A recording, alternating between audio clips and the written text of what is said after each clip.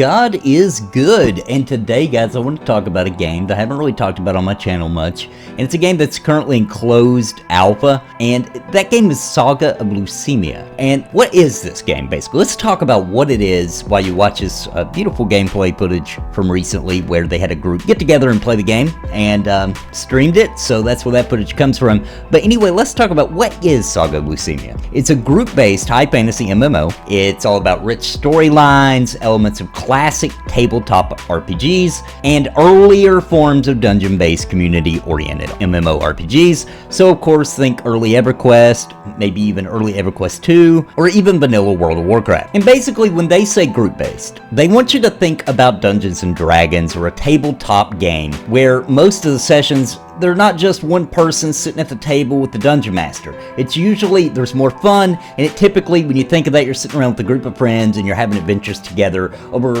several hour sessions that span the course of weeks, months, and even years as you guys go off into these role-playing the heroes and taking on adventures and living in this world together, basically adventuring together. So it's a team-based MMORPG where the rewards they want to come in the terms of the adventure, the storyline, and the gear, and those come from overcoming challenging content that is experienced with a team of your best friends and allies by your side. So basically, the way they want you to think of this game is it's a tabletop game with a digital skin. That's what they're going for. Now, of course, when you say, well, how many friends do I need to bring? Or how many friends do I need to find in the game? Well, they, so far, are sticking to their guns. It's going to be an 8-man party system, which 8-man party system sounds like a ton of fun. Last game I think I played, newest game I can think of that had 8-man parties was Dark Age of Camelot. And now that's not to say you have to have 8 people, of course. They're going to have content available for 2 to 4 players as well,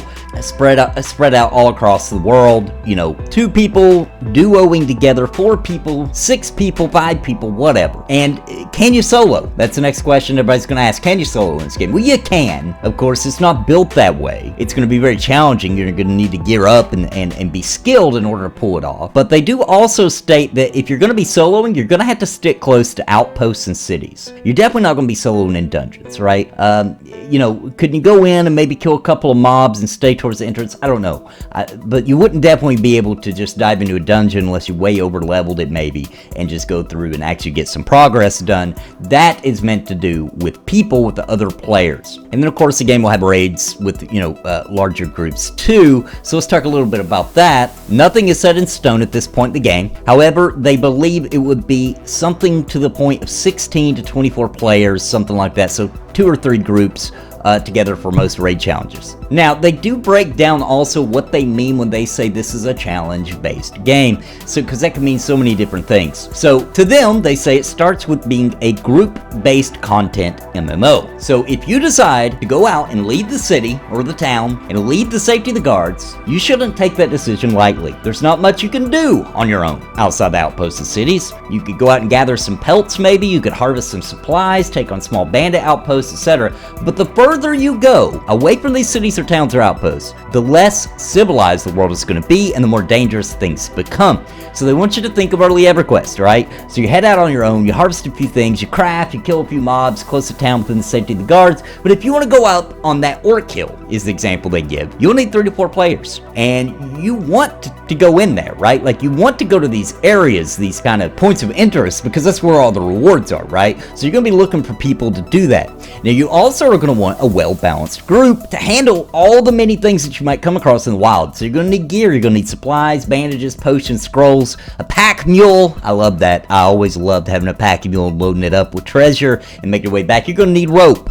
So these are the kind of adventures you're going to want to go on, right? We're going to gear up, go out, prepare yourself for whatever may come, and you go out into this world in the unexplored territories and with your group and try to survive together. So they want a session to feel like an excursion, not a stroll down the river that's easy and laid back. They want it to be an actual excursion when you go out into the world when you're solo and you just want to relax, sure, stick close to town and gather up materials or kill wolves nearby that are easy for their pelts and craft and have a good old solo time. But when you go out in the world, they want you to actually go prepared and with people. So I want to talk a little bit about the actual lore or the story of the game, because I found this very interesting. So their creative director, his name is Tim Anderson. He made, back in the late 90s, he created and DM'd a tabletop campaign for a while that he made up, and it was called the Saga of Lucimia. So the lore in the game has been developed since the late 90s. It was something he DM'd for over a decade. And he's basically trying to take those adventures that he crafted, that lore, all that kind of stuff, and put it into the game. So this isn't something they, here in the last 6 years they've been working on this game, that they threw together. This is something he's been building for over a decade and putting to practice too, just in a tabletop setting. The next thing people are going to know about is classes, right? So it is an ability-based adventure system MMO. So you have the option to choose your own combination masteries, right? And remember that word, masteries, because that's what this game works off of. And masteries are just basically a grouping of abilities. So when you make your character, you're going to make your character, and it's going to be a classless character based upon the concept you choose to pursue. So you don't pick a class and then roll with it like you would in Pantheon Rise of the Fallen. You actually are going to pick up some masteries to begin with during character creation. Now, it doesn't have the option for all of them when you create that character. It has some to get you started, right? And then you get out in the world and you'll have to discover the rest of them.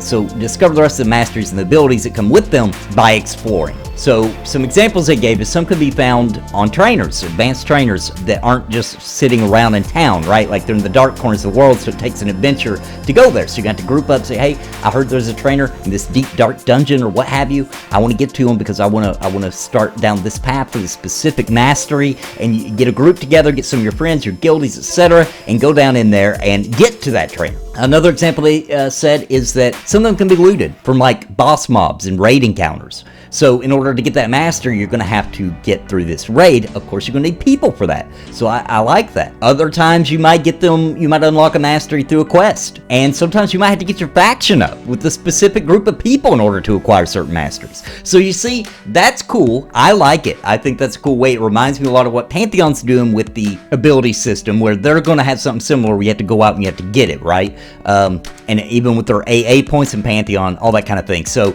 drops and fighting bosses and going to dangerous places to find that advanced trainer. Very cool. I love it. Now, here's something that you may love, you may hate. Is there going to be PvP in Saga of Lucimia? Absolutely no. It's a PvE title. The Saga of Lucimia tabletop campaign was PvE based, and he wants it to stay that way. He doesn't want to even fancy the idea of doing PvP because it's not what this world is about. So no, there will be absolutely no PvP at all. Will there be crafting? Yes, that is definitely, we've already talked about. It's going to be a solo type activity. There will also be group crafting involved in the game as well as solo and group harvesting. Now the crafting evolves over time. So there's some enhancements that they're going to be adding to that post-launch as well. So it's something that will evolve over time with updates. Will there be housing? Yes, there's going to be player-built and rentable housing. Now, they do want you to know, though, that player-built housing is not planned for launch. It'll be rolled out post-release, which I think is a good idea. So let's talk a little bit about what you'll be doing when you play this game. When the game launches, what exactly will it feel like? What will your gameplay sessions be like? So it is, first and foremost, as I said before, a tabletop game set in an online environment. So that means there's going to be storylines, there's going to be quests, and they are bundled up in volumes, basically, of the game. So you could, if you want to, you can just follow the primary storyline and go through the quests that are laid out for you through the course of the game and pursue content across the entirety of the continent in a sandbox style environment, or sand park, as Defend the Night crew calls it. I think it's sandboxy, right? So players can also specialize in a wide variety of combat and non-combat abilities provided by the mastery and the crafting systems that we kind of talked about. Now, the important thing to remember with this game, let's go back to the sandbox thing. So, although there are theme park elements of the game, like quest lines that kind of go to point A, point B kind of thing, there will not be quest hubs, and you will not be required to follow a specific series of quests to gain experience points and level your character. As a matter of fact, this game doesn't even have experience points. So, you're not going to be doing quests for leveling. You're going to be doing that for lore and for gear, faction, items, unlocking certain parts of zones, language unlocks for different races to unlock their language, and beyond. So that kind of thing. So you're not going to be questing for experience. It's not going to be that. Thank God. I'm so tired of quest hubs. So you can kind of see from that kind of how it's dipping its toes pretty, I would say more than its toes, half its foot into sandbox. And the quests are totally optional. You don't have to do them at all right? You're probably, if you play the game long enough, there's going to be some quests you're going to want to do, but it's not necessary. So you play the game, you level up and experience the world however you want. You just want to go out and kill mobs like I like to do for 100 hours a day, fine, do that. So there's going to be people playing as explorers, there's going to be people playing as crafters, merchants, which by the way they say they're going to have the caravan goods from city to city and outpost to outpost. That kind of gameplay is going to be in the game as well. Or do you just want to find out all about the world and the lore? Sure, do that. So they really want it to be your decision how you want to play the game, which is how MMO should be, right? So let's talk a little bit about when this game could possibly come out. Okay, and of course I don't have any secret knowledge or anything, but they do state on their website that MMOs generally take somewhere between 6 to 9 years to develop, or they started developing this game in 2015, about mid 2015. So if you look at it like that and you use their basic lineup, 6 to 9 years, it's been about 5 years right now, or close to 5 years. According to their timeline and what they expect on their website, they're trying for a Q4, so the last quarter of 2021, which would be amazing if they got it done in that amount of time. Now, if you look at it, it looks like it's possible, right? The game looks playable. I don't know how much of the game is playable, and you can only gather so much from this. But being that their ambitions are not too high, in my opinion, based on the information I just gave you, which is the general wrap-up of what this game is and what they're going for, it seems possible to me. I don't know. We'll see. And the game is made in Unity, and Unity is it's more user-friendly. You can developers can usually pump content out faster. So it's possible. That would be nice. Anyway, let's talk about the model they're going for monetization. How are they gonna make money off this game, right? So they want to be buy-to-play subscription-based. Okay, so you pay for the game and then you pay subscription. But they're not sure they're gonna stick with that plan. Are they gonna use tiered subscriptions, do a hybrid model like buy-to-play with an optional subscription like Elder Scrolls Online does? They're not 100% sure yet. So that's something they're gauging as they go through their closed alpha, into beta. They'll figure that out and come up with a definitive plan. They don't really have 100% grasp on how they want to do that yet, but they are leaning heavily towards subscription only, and they want, because it's a new company, right? They want it to be as honest and transparent as possible with the community, because they need the community in order for this game to work at all. And guys, that is a pretty good wrap up of what Saga of Lucimia is. It is a game that is going to have the quadrinity, I guess you could call it. I don't know if it has a real name or not. Basically, where you have the tank, healer, DPS, and of course, crowd control. So this is a game I think should be on your radar. If they actually pull this game off and have it ready for us to play by the end of 2021, it's a game that could very possibly come out before Pantheon, and it's the same kind of idea. They're very different, right? Very, very different. Different enough to where this would be really awesome if it came out before Pantheon. We could play and have something with that core value of the kind of old school kind of group content, that kind of thing to do. That would be absolutely ideal. And I think they'll get a lot of success if they can launch it pre-Pantheon. I think launching it post-Pantheon could be a mistake because, no offense, but their vision is a little bit less than what Pantheon's trying to do. Pantheon's really got a lot of the perception system and acclamation and all these systems in Pantheon that are making it take a little longer to develop. If they want to get and hit the ground running, I think they should release this definitely before that. And the last thing I want to talk about that I thought was very interesting when I was checking out their website is that they're planning this game to launch for Windows, of course, but they're also planning to launch it for Mac and Linux, which is interesting. And they even mentioned that console ports are things they could consider post-launch if the demand is there. So I thought that was interesting. This type of gameplay on console hasn't been done a lot, right? I can only think of 2 examples of games like this, group-based difficult content. That would be EverQuest Online Adventures and Final Fantasy XI. I don't think there's been any others really like this, where you go out in the world with people, where you can't go out into the world by yourself and go too far without snagging into problems and things like that.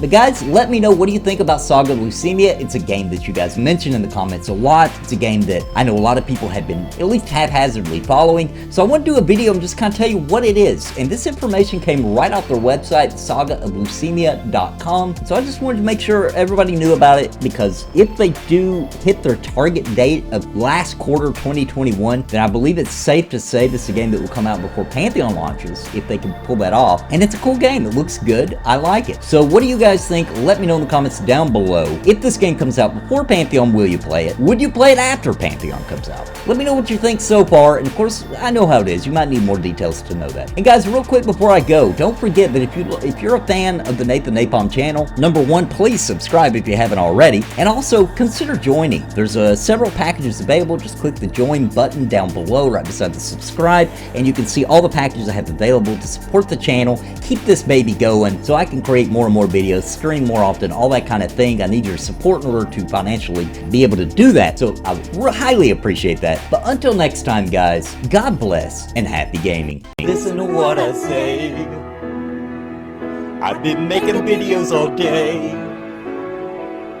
My friends all say I'm it's a video buffet. You can even hit replay. But please just subscribe. I can't even describe being part of my tribe. I'll even offer you a prize. But just please just subscribe and hit the bell notification too.